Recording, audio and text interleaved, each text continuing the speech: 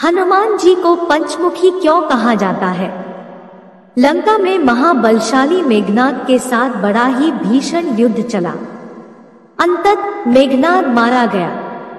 रावण जो अब तक मद में चूर था, राम सेना खास तौर पर लक्ष्मण का पराक्रम सुनकर थोड़ा तनाव में आया। रावण को कुछ दोहखी देखकर रावण की मां कैकसी ने उसके पाताल में बसे दो भाइयों अहिरावण और महिरावण की याद दिलाई। रावण को याद आया कि यह दोनों तो उसके बचपन के मित्र रहे हैं। लंका का राजा बनने के बाद उनकी सुध ही नहीं रही थी। रावण यह भली प्रकार जानता था कि अहिरावण व महिरावण तंत्र मंत्र के महापंडित, जादू टोने के धनी और मां कामाक्षी के परम भक्त हैं। रावण ने उन्हें बुला भेजा और कहा कि वह अपने छल बल कौशल से श्री राम व लक्ष्मण का सफाया कर दे। यह बात दूतों के जरिए विभीषण को पता लग गई। युद्ध में अहिरावण व महिरावण जैसे परम मायावी के शामिल होने से विभीषण चिंता में पड़ गए। विभीषण को लगा कि भगवान श्री राम और लक्ष्मण की सुरक्षा व्यवस्था और कड़ी करनी पड़ेगी। इसके लिए उन्हें सबसे बेहतर लगा कि इसका जिम्मा परम वीर हनुमान जी को सौंप दिया जाए। राम लक्ष्मण की कुटिया लंका में सुवेल पर्वत पर बनी थी। हनुमान जी ने भगवान श्री राम की कुटिया के चारों ओर एक सुरक्षा घेरा खींच दिया। कोई जादू टोना, तंत्र मंत्र का असर या मायावी राक्षस इसके भीतर नहीं घुस सकता था। अहिरावण और महिरावण श्री राम और लक्ष्मण को मारने उनकी कुटिया तक पहुँचे पर इस सुरक्षा घेरे के आगे उनकी एक न चली, असफल रहे। ऐसे में उन्होंने एक चाल चली। महिरावण विभीषण का रूप धर के कुटिया में घुस गया। राम व लक्ष्मण पत्थर की सपाट शिलाओं पर गहरी नींद सो रहे थे। दोनों राक्षसों ने बिना आहट के शिला समेत दोनों भाइयों को उठा लिया और अपने निवास पाताल की ओर लेकर चल दिए। विभीषण लगातार सतर्क थे। उन्हें कुछ देर में ही पता चल गया कि कोई अनहोनी घट चुकी है। विभीषण को महिरावण पर शक था। उन्हें राम लक्ष्मण की जान की चिंता सताने लगी। विभीषण ने हनुमान जी को महिरावण के बारे में बताते हुए कहा कि वे उसका पीछा करें। लंका में अपने रूप में घूमना राम भक्त हनुमान के लिए ठीक न था, सो उन्होंने पक्षी का रूप धारण कर लिया और पक्षी का रूप में ही निकुंभला नगर पहुंच गए। निकुंभला नगरी में पक्षी रूप धरे हनुमान जी ने कबूतर और कबूतरी को आपस में बतियाते सुना। कबूतर कबूतरी से कह रहा था कि अब रावण की जीत पक्की है। अहिरावण व महिरावण राम लक्ष्मण को बलि चढ़ा देंगे। बस सारा युद्ध समाप्त।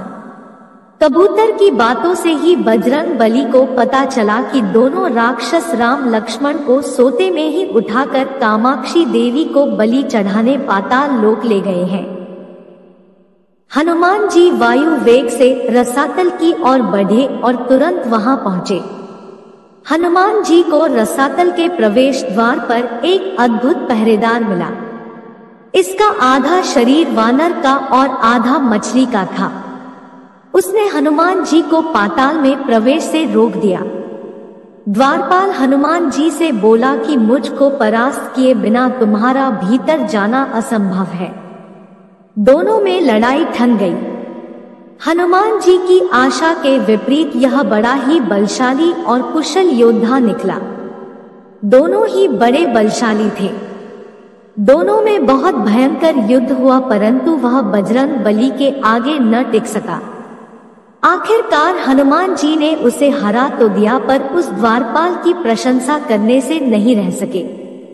हनुमान जी ने उस वीर से पूछा कि हे वीर, तुम अपना परिचय दो। तुम्हारा स्वरूप भी कुछ ऐसा है कि उससे कौतूहल हो रहा है। उस वीर ने उत्तर दिया, मैं हनुमान का पुत्र हूँ और एक मछली से पैदा हुआ हूँ। मेरा नाम है मकरध्वज। हनुमान जी ने यह सुना तो आश्चर्य में पड़ गए। वह वीर की बात सुनने लगे। मकरध्वज ने कहा, लंका दहन के बाद हनुमान जी समुद्र में अपनी अग्नि शांत करने पहुंचे। उनके शरीर से पसीने के रूप में तेज गिरा। उस समय मेरी माँ ने आहार के लिए मुख खोला था। वह तेज मेरी माता ने अपने मुख में ले लिया और गर्भवती हो गई। उसी से मेरा जन्म हुआ है। हनुमान जी ने जब यह सुना तो मकरध्वज को बताया कि वह ही हनुमान है। मकरध्वज ने हनुमान जी के चरण स्पर्श किए और हनुमान जी ने भी अपने बेटे को गले लगा लिया और वहां आने का पूरा कारण बताया। उन्होंने अपने पुत्र से कहा कि अपने पिता के स्वामी की रक्षा में सहायता करो। मकरध्वज ने हनुमान जी को बताया कि कुछ ही देर में राक्षस बलि के लिए आने वाले हैं। बेहतर होगा कि आप रूप बदलकर कामाक्षी के मंदिर में जाकर बैठ जाएं। उनको सारी पूजा झरोखे से करने को कही। हनुमान जी ने पहले तो मधुमक्खी का वेश धरा और मां कामाक्षी के मंदिर में घुस गए। हनुमान जी ने मां कामाक्षी को नमस्कार कर सफलता की कामना की और फिर पूछा, हे मां, क्या आप वास्तव में श्री राम जी और लक्ष्मण जी की बलि चाहती हैं? हनुमान जी के इस प्रश्न पर मां कामाक्षी ने उत्तर दिया कि नहीं, मैं तो दुष्ट अहिरावण व महिरावण की बलि चाहती हूँ। यह दोनों मेरे भक्त तो हैं पर अधर्मी और अत्याचारी भी हैं। आप अपने प्रयत्न करो, सफल रहोगे। मंदिर में 5 दीप जल रहे थे। अलग अलग दिशाओं और स्थान पर मां ने कहा, यह दीप अहिरावण ने मेरी प्रसन्नता के लिए जलाए हैं। जिस दिन ये एक साथ बुझा दिए जा सकेंगे उसका अंत सुनिश्चित हो सकेगा। इस बीच गाजे बाजे का शोर सुनाई पड़ने लगा। अहिरावण महिरावण बलि चढ़ाने के लिए आ रहे थे। हनुमान जी ने अब मां कामाक्षी का रूप धरा। जब अहिरावण और महिरावण मंदिर में प्रवेश करने ही वाले थे कि हनुमान जी का महिला स्वर गूंजा। हनुमान जी बोले, मैं कामाक्षी देवी हूँ और आज मेरी पूजा झरोखे से करो। झरोखे से पूजा आरंभ हुई। ढेर सारा चढ़ावा मां कामाक्षी को झरोखे से चढ़ाया जाने लगा। अंत में बंधक बलि के रूप में राम लक्ष्मण को भी उसी से डाला गया। दोनों बंधन में बेहोश थे। हनुमान जी ने तुरंत उन्हें बंधन मुक्त किया। अब पाताल लोक से निकलने की बारी थी, पर उससे पहले मां कामाक्षी के सामने अहिरावण महिरावण की बलि देकर उनकी इच्छा पूरी करना और दोनों राक्षसों को उनके किए की सजा देना शेष था। अब हनुमान जी ने मकरध्वज को कहा कि वह अचेत अवस्था में लेटे हुए भगवान राम और लक्ष्मण का खास ख्याल रखे और उसके साथ मिलकर दोनों राक्षसों के खिलाफ युद्ध छेड़ दिया। पर यह युद्ध आसान न था। अहिरावण और महिरावण बड़ी मुश्किल से मरते तो फिर 5-5 के रूप में जिंदा हो जाते। इस विकट स्थिति में मकरध्वज ने बताया कि अहिरावण की एक पत्नी नागकन्या है। अहिरावण उसे बलात् हर लाया है। वह उसे पसंद नहीं करती पर मन मार के उसके साथ है। वह अहिरावण के राज जानती होगी। उससे उसकी मौत का उपाय पूछा जाए। आप उसके पास जाएं और सहायता मांगे। मकरध्वज ने राक्षसों को युद्ध में उलझाए रखा और उधर हनुमान अहिरावण की पत्नी के पास पहुंचे। नागकन्या से उन्होंने कहा कि यदि तुम अहिरावण के मृत्यु का भेद बता दो तो हम उसे मारकर तुम्हें उसके चंगुल से मुक्ति दिला देंगे। अहिरावण की पत्नी ने कहा, मेरा नाम चित्रसेना है। मैं भगवान विष्णु की भक्त हूँ। मेरे रूप पर अहिरावण मर मिटा और मेरा अपहरण कर यहाँ कैद किए हुए हैं, पर मैं उसे नहीं चाहती। लेकिन मैं अहिरावण का भेद तभी बताऊंगी जब मेरी इच्छा पूरी की जाएगी। हनुमान जी ने अहिरावण की पत्नी नागकन्या चित्रसेना से पूछा कि आप अहिरावण की मृत्यु का रहस्य बताने के बदले में क्या चाहती हैं? आप मुझसे अपनी शर्त बताएं, मैं उसे जरूर मानूंगा। चित्रसेना ने कहा, दुर्भाग्य से अहिरावण जैसा असुर मुझे हर लाया। इससे मेरा जीवन खराब हो गया। मैं अपने दुर्भाग्य को सौभाग्य में बदलना चाहती हूँ। आप अगर मेरा विवाह श्री राम से कराने का वचन दे तो मैं अहिरावण के वध का रहस्य बताऊंगी। हनुमान जी सोच में पड़ गए। भगवान श्री राम तो एक पत्नी निष्ठ है, अपनी धर्म पत्नी देवी सीता को मुक्त कराने के लिए असुरों से युद्ध कर रहे हैं। वह किसी और से विवाह की बात तो कभी न स्वीकारेंगे। मैं कैसे वचन दे सकता हूँ? फिर सोचने लगे कि यदि समय पर उचित निर्णय न लिया तो स्वामी के प्राण ही संकट में हैं। असमंजस की स्थिति में बेचैन हनुमान जी ने ऐसी राह निकाली कि सांप भी मर जाए और लाठी भी न टूटे। हनुमान जी बोले, तुम्हारी शर्त स्वीकार है, पर हमारी भी एक शर्त है। यह विवाह तभी होगा जब तुम्हारे साथ भगवान राम जिस पलंग पर आसीन होंगे वह सही सलामत रहना चाहिए। यदि वह टूटा तो इसे अपशकुन मानकर वचन से पीछे हट जाऊंगा। जब महाकाय अहिरावण के बैठने से पलंग नहीं टूटता तो भला श्री राम के बैठने से कैसे टूटेगा? यह सोचकर चित्रसेना तैयार हो गई। उसने अहिरावण समेत सभी राक्षसों के अंत का सारा भेद बता दिया। चित्रसेना ने कहा, दोनों राक्षसों के बचपन की बात है। इन दोनों के कुछ शरारती राक्षस मित्रों ने कहीं से एक भ्रामरी को पकड़ लिया। मनोरंजन के लिए वे उसे भ्रामरी को बार बार कांटों से छेड़ रहे थे। भ्रामरी साधारण भ्रामरी न थी, वह भी बहुत मायावी थी, किंतु किसी कारणवश वह पकड़ में आ गई थी। भ्रामरी की पीड़ा सुनकर अहिरावण और महिरावण को दया आ गई और अपने मित्रों से लड़कर उसे छुड़ा दिया। मायावी भ्रामरी का पति भी अपनी पत्नी की पीड़ा सुनकर आया था। अपनी पत्नी की मुक्ति से प्रसन्न होकर उस भौरे ने वचन दिया था कि तुम्हारे उपकार का बदला हम सभी भ्रमर जाति मिलकर चुकाएंगे। ये भौरे अधिकतर उसके शयन कक्ष के पास रहते हैं। ये सब बड़ी भारी संख्या में हैं। दोनों राक्षसों को जब भी मारने का प्रयास हुआ है और ये मरने को हो जाते हैं, तब भ्रमर उनके मुख में एक बूंद अमृत का डाल देते हैं। उस अमृत के कारण ये दोनों राक्षस मरकर भी जिंदा हो जाते हैं। इनके कई रूप उसी अमृत के कारण है। इन्हें जितनी बार फिर से जीवन दिया गया उनके उतने नए रूप बन गए हैं। इसलिए आपको पहले इन भंवरों को मारना होगा। हनुमान जी रहस्य जानकर लौटे।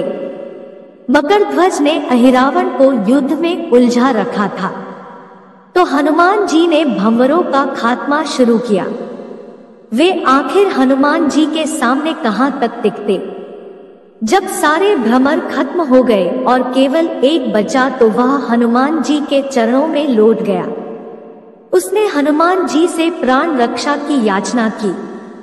हनुमान जी पसीज गए। उन्होंने उसे क्षमा करते हुए एक काम सौंपा। हनुमान जी बोले, मैं तुम्हें प्राण दान देता हूँ, पर इस शर्त पर कि तुम यहाँ से तुरंत चले जाओगे और अहिरावण की पत्नी के पलंग की पाटी में घुसकर जल्दी से जल्दी उसे पूरी तरह खोखला बना दोगे। भंवरा तत्काल चित्रसेना के पलंग की पाटी में घुसने के लिए प्रस्थान कर गया। इधर अहिरावण और महिरावण को अपने चमत्कार के लुप्त होने से बहुत अचरज हुआ, पर उन्होंने मायावी युद्ध जारी रखा। भ्रमरों को हनुमान जी ने समाप्त कर दिया। फिर भी हनुमान जी और मकरध्वज के हाथों अहिरावण और महिरावण का अंत नहीं हो पा रहा था। यह देखकर हनुमान जी कुछ चिंतित हुए। फिर उन्हें कामाक्षी देवी का वचन याद आया।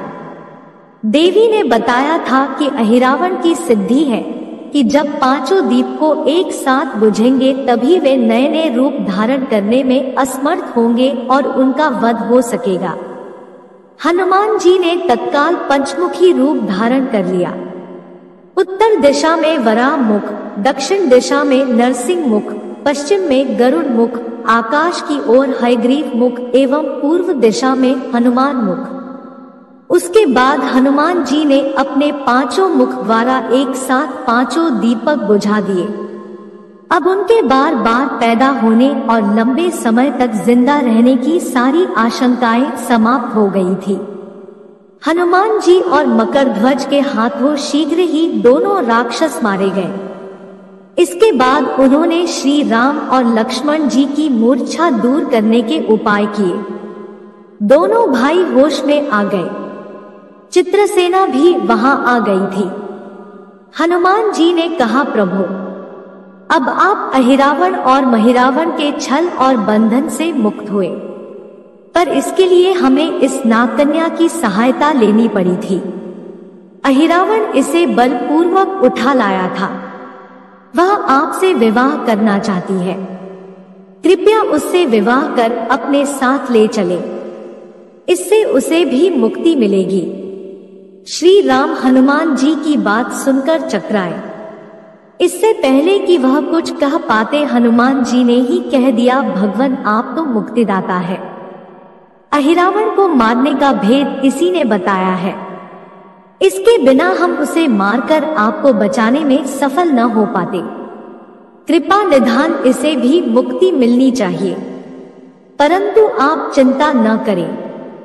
हम सबका जीवन बचाने वाले के प्रति बस इतना कीजिए कि आप बस इस पलंग पर बैठिए, बाकी का काम मैं संपन्न करवाता हूँ।